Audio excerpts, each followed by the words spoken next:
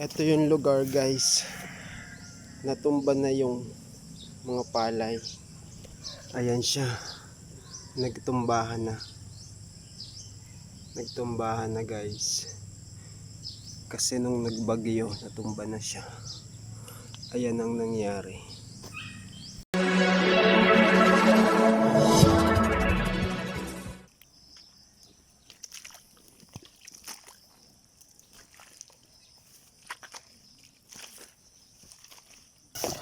Aanihin na natin ito guys. Yan ang ating aanihin. So let's start.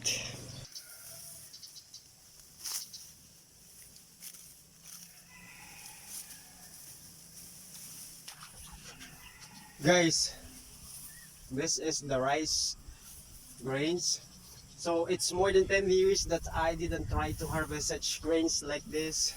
So after maybe 12 years, this is again the time that I do harvesting here. So stay tuned with me while we are harvesting our rice grains.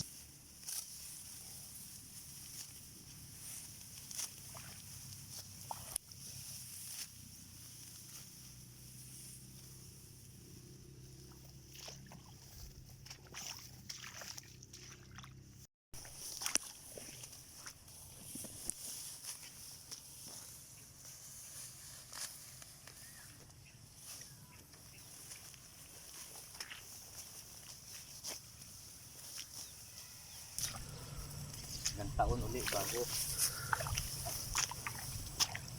kapag dapat. So guys, gamit yung dulo ng hook, yung gapas, kinakailangan kawitin mo yung kabilang dulo tapos hilahin mo lang siya. So ganito ang proseso ng pag-aani dito sa amin.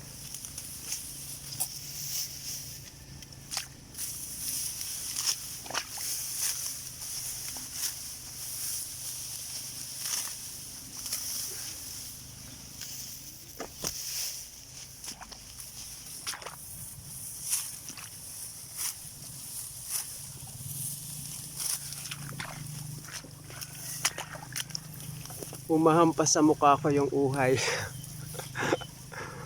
Mahahaba kasi siya. So eto guys, eto yung inaani namin ngayon. So ang gapas ko, yan, kumintab siya. Kumintab. Siguro ng panday ng gapas. Kumintab siya. Yung gapas ko daw is pangkaliwa kasi yung talim niya ay nandito sa kabila. Dapat andito siya. So kung wala kang gloves, kakainin ang kamay mo.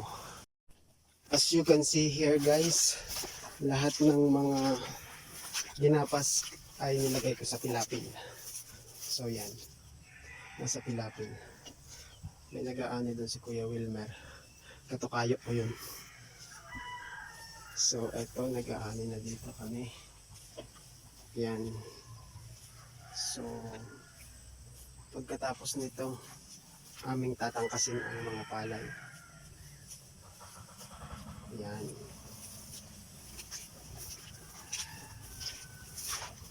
Wala kang gloves. Oh. Kaliwete rin yung gapas mo.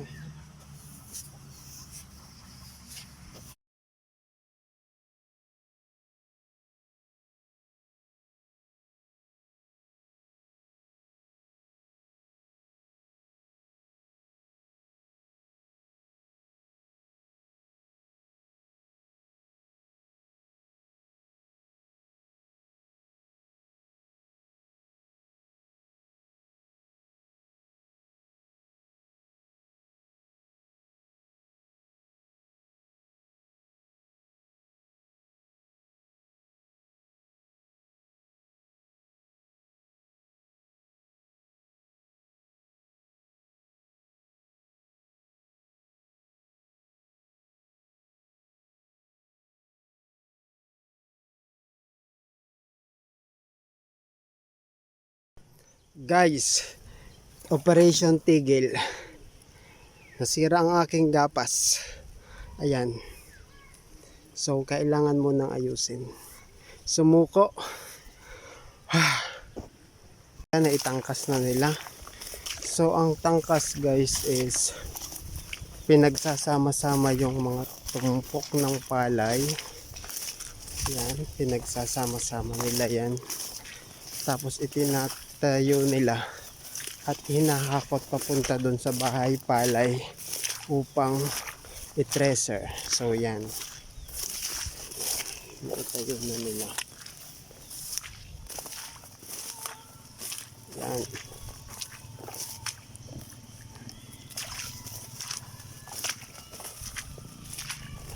Ang laking big kiss ah. So ayan guys.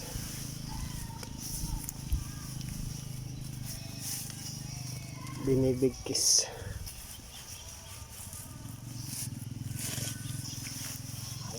Tapos itatayo niya. Yan. Inabutan ng malakas na ulan. Oh. So yan guys. Hinahakot na dito sa tabi. Yan. Kasi titresirin yan baka bukas. Yan. Ito treasure. Pero hindi yan ang gagamitin.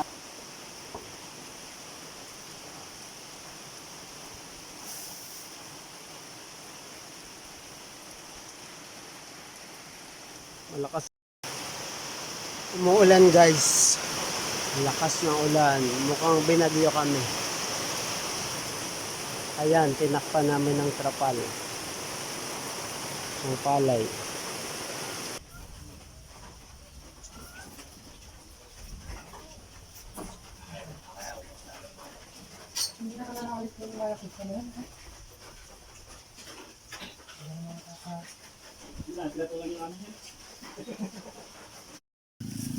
Yan, nagtila na ang ulan. Simula ulit. Si Kuya Edwin kanina pa doon yun. Ayan, yan.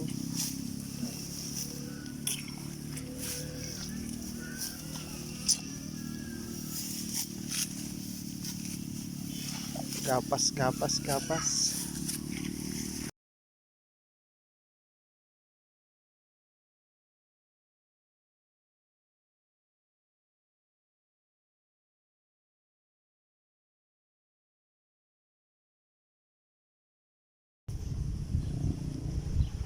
So ayan guys, tapos na yung isang area. Natapos na natin, kahapon pa yan. May natira lang konti, tinapos ko. So lilipat naman tayo dito sa susunod. Ayan na oh. May naggagapas na pala doon. So andun na siya. Alin ang inuna niya? Titingnan nga natin. So nagagapas na siya doon. Iniwan ko lang yung ginapas ko doon dahil si tatay ang magtatangkas no. Yan.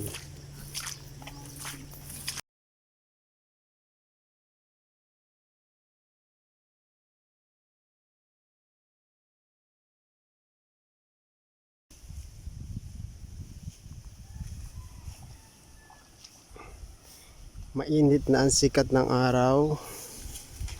The weather is now getting hot. It's hot.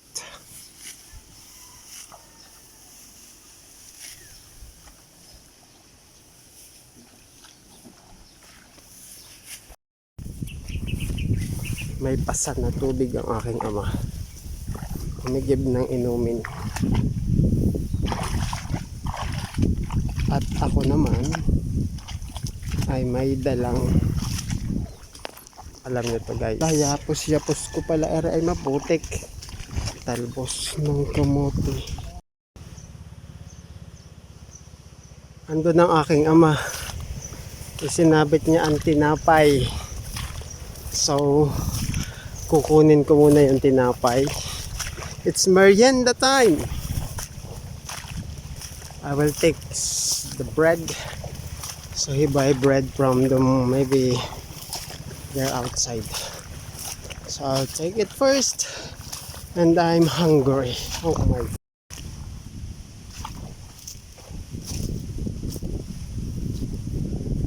Oh my God! Isinabit niya guys ang tinapay. Ito. Oh, kunin natin. Tinapay. Anong tinapay ito? Basta tinapay. So, this is the life here. See? Oh.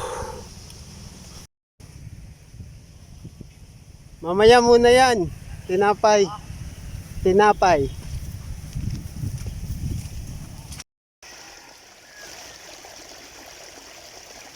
Tinapay.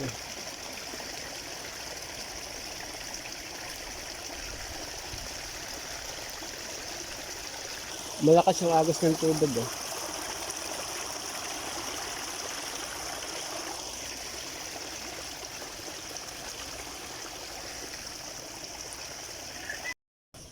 Baka galing dyan sa parang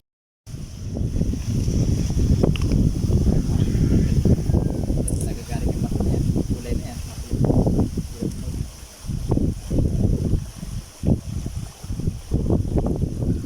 Anong ginamit? Ang dapat na ito.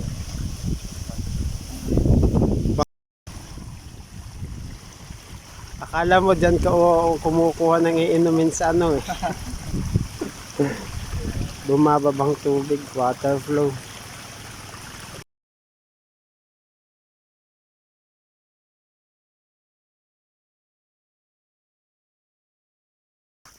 So we are done. 2 fields are already done. So titipunin na lang to. Then itatangkasin. Then ilalagay doon sa bahay palay. Then after, we will move here. So we will move here. Then after this one, we will move there. So madami-dami pa.